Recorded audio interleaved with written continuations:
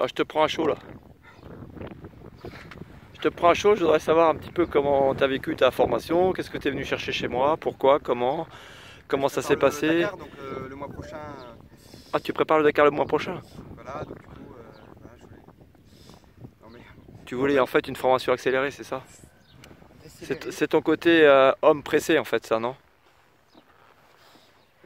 Alors, moi, ce que je suis venu chercher, c'est sortir de ma zone de confort sur l'Africa Twin, parce que c'est dommage d'avoir une moto comme ça et de pas en fait connaître, essayer de maîtriser toute l'enveloppe. Alors évidemment, j'ai pas maîtrisé toute l'enveloppe, mais ça m'a permis vraiment de me challenger et de me sentir plus à l'aise maintenant en tout terrain, hein, sur des pistes.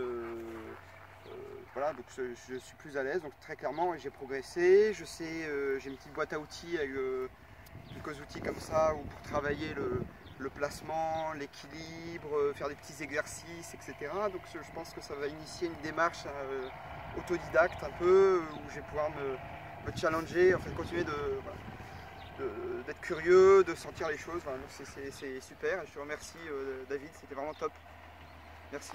Bon, en fait, moi, j'ai été aussi interpellé par ta démarche parce qu'elle est aussi très intéressante. J'ai voulu essayer de te mettre en place aussi plein de petits ateliers qu'on a travaillé au fur et à mesure. J'ai fait évoluer, on va dire, la formation par rapport à tes attentes, puisque j'ai bien compris que tu n'étais pas venu chercher ici pour faire de la compétition, mais plutôt justement pour apprendre à savoir mieux utiliser ta moto et puis surtout à aller dans le sens de la sécurité.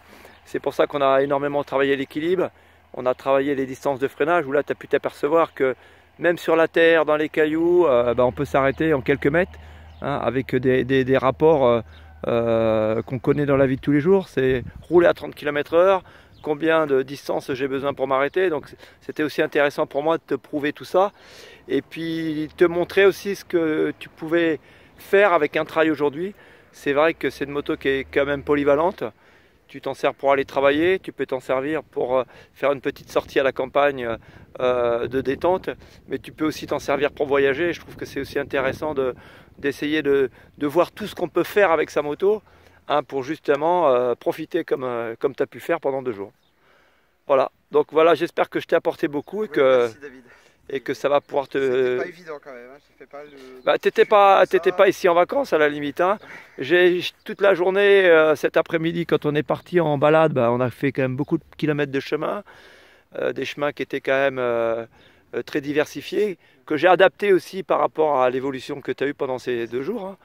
Et voilà, aussi pour te montrer que tu es capable maintenant de faire plein de choses. Et je pense que c'est aussi intéressant, important de savoir, on va dire, et de prendre de l'assurance, hein, par rapport à tout ça. Les fois où je suis tombé, c'est à chaque fois j'avais pas assez de puissance. Et si j'avais mis un petit peu plus de puissance, un peu plus d'équilibre, je serais passé haut la main. Même là, la dernière chute, qui est assez pittoresque.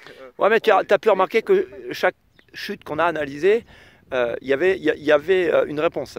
Et ça qui est important, c'est de venir chercher des réponses. Génial, merci David. Allez, Guillaume, je te souhaite une bonne route et à bientôt. Merci. Allez, salut.